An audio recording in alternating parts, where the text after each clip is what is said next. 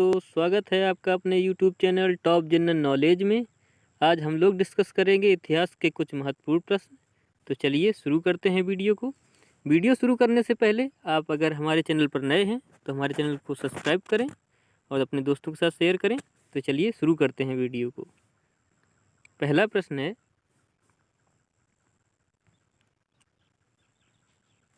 भारत में राष्ट्रीय आय का आकलन सबसे पहले किसने किया था? तो ये किया था दादा भाई नौरोजी ने। अगला है,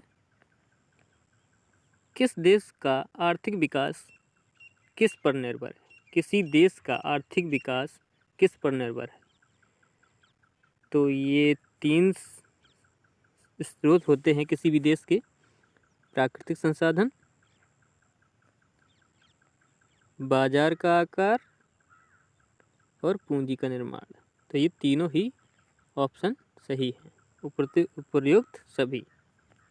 अगला है, WTO वर्ल्ड ट्रेड ऑर्गेनाइजेशन का मुख्यालय कहाँ है? तो ये कहाँ है? जेनेवा में है। अगला है, मुद्रा आपूर्ति किसके द्वारा नियंत्रित की जाती है? तो ये भारतीय रिजर्व बैंक के द्वारा नियंत्रित की जाती है।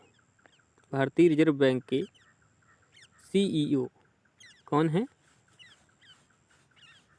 जो इसके चेयरमैन है उसका आप लोग कमेंट बॉक्स में नाम बताएं। अगला है, भारत में सबसे ऊंचा जलप्रपात कौन सा है? तो जोग जलप्रपात है। अगला है, जूट उत्पादन में सबसे प्रचुर प्रदेश कौन सा है? प्रचुर प्रदेश कौन सा है? तो ये पश्चिम बंगाल है। अगला है, निम्नलिखित में से कौन से देश पाक स्ट्रेट से जुड़े हुए हैं?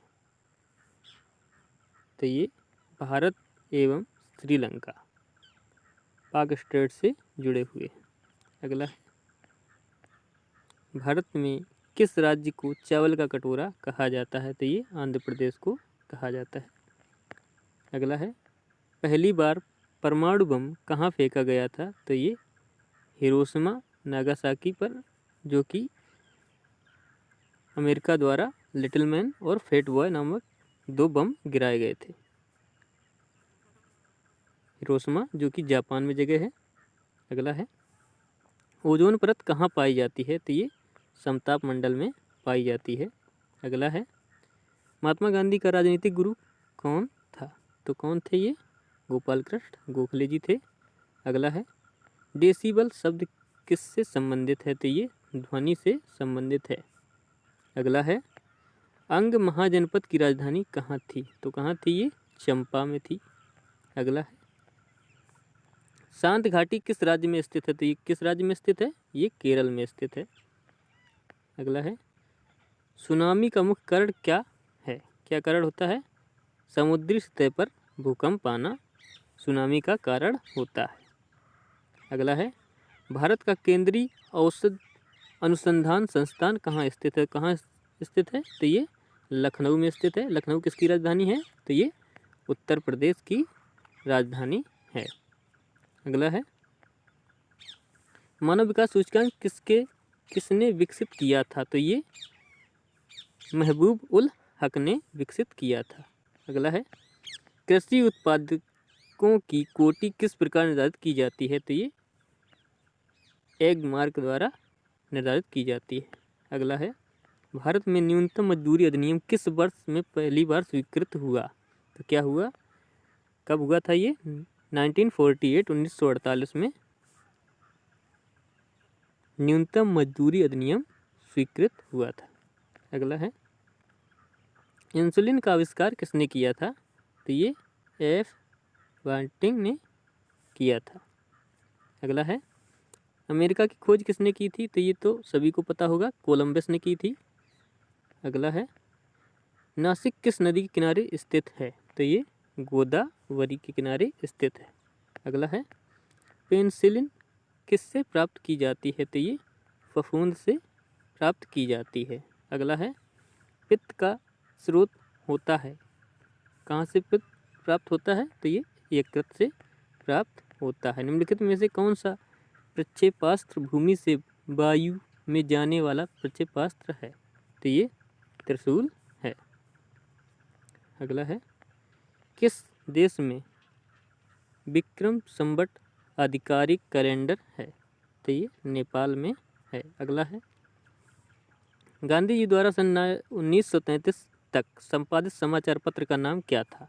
तो यंग इंडिया नामक 1933 तक समाचार पत्र भारत में संपादित था। अगला है, भारत सेवक समाज की स्थापना किसने की थी? भारत सेवक समाज याद रखना किसने की थी? गोपाल कृष्ण गोखले ने की थी। अगला है, अंग्रेजों द्वारा निम्नलिखित में से किस क्रांतिकारी को फांसी की सजा दी गई थी? तो राजगुरु को दी गई थी। अगला है, मोती मस्जिद निम्नलिखित में से किस नगर में स्थित है? तो किस नगर में स्थित है? ये आगरा में स्थित है। अगला है, निम्नलिखित में से विटामिन ई का अच्छा स्रोत कौन सा है? तो ये ताज़ी सब्जियां होती हैं जिससे विटामिन ई भरपूर मात्रा में हम लोग प्राप्त कर सकते हैं। अगला है, पेंसिलिन किससे प्राप्त होता है? तो ये रिपीटेड क्वेश्चन है, फफूंद से प्राप्त होता है। अगला है, मानव शरीर में कुल कितनी हड्डियां होती हैं? बिल्कुल इजी क्वेश्चन है, 206। अगला है, पित्त का स्रोत है, काफ़ी रिपीटेड क्वेश्चन है, ये तो यकृत होता है। अगला है, उस विटामिन का नाम बताइए जो किसी भी मांसाहारी भोजन में नहीं मिलता है। तो ये विटामिन डी है, जो कहाँ से प्राप्त होता है? हमें सन की एनर्जी से प्राप्त होता है। अगला है, मानव शरीर का सबसे बड़ा अंग कौन सा है? तो ये यकृत होता है सबसे बड़ा मानव शरीर का अंग। अगला है, वाहनों के अग्रदीपों हेडलाइटों में किस प्रकार के दर्पण का इस्तेमाल किया जाता है? तो परवलयी दर्पण का प्रयोग किया जाता है। अगला है, किसी तुल्यकाली उपग्रह की पृथ्वी की सतह से ऊंचाई लगभग कितनी होती है? लगभग 36,000 किलोमीटर। अगला है, किसी बिजली की इस्त्री को गर्म करने के लिए, इस्त्री का मतलब यहाँ पे जिससे हम लोग प्रेस करते हैं, करने के लिए किसी धातु का प्रयोग किया जाता है? तो निक्रोम का किया जाता है। अगला है, जंग से बचाने के लिए लोहे से बने पानी पाइपों पर जस्ते की परत चढ़ाने को क्या कहते हैं? तो ये इसको एसडीकरण कहते हैं। यूरेनियम विखंडन की सतत प्रक्रिया को जारी रखने में किस कण की जरूरत होती है? तो न्यूट्रॉन कण की जरूरत होती है। अगला है, निम्नलिखित में से कौन सा प्रक्षेपास्त्र भूमि से वायु में जाने का प्रक्षेपास्त्र होता है? तो ये रिपीटेड क्वेश्चन है, त्रिशूल, जो कि इससे पहले भी हम करा चुके हैं। अगला है, पेट्रोल की स्फोटक रोधी गुणवत्ता बढ़ाने के लिए निम्नलिखित में से किसे इस्तेमाल किया जाता है? तो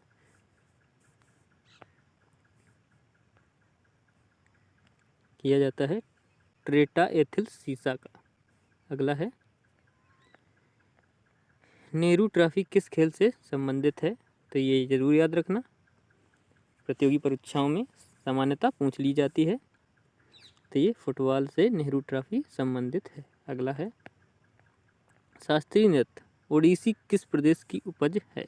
तो ये उड़ीसा की है, जैसा कि क्वेश्चन में ही ओडिसी दे दिया गया है। अगला है, 5वीं पीढ़ी के कंप्यूटरों में क्या उपलब्ध नहीं है? क्या उपलब्ध नहीं है? निर्वात ट्यूब। अगला है, किसी कंप्यूटर में जोड़ने, तुलना करने और मिलाने के कार्य कहाँ होते हैं? स्मृति चिप में होते हैं। अगला है, मोनालिसा का सुप्रसिद्ध चित्र किसने बनाया था?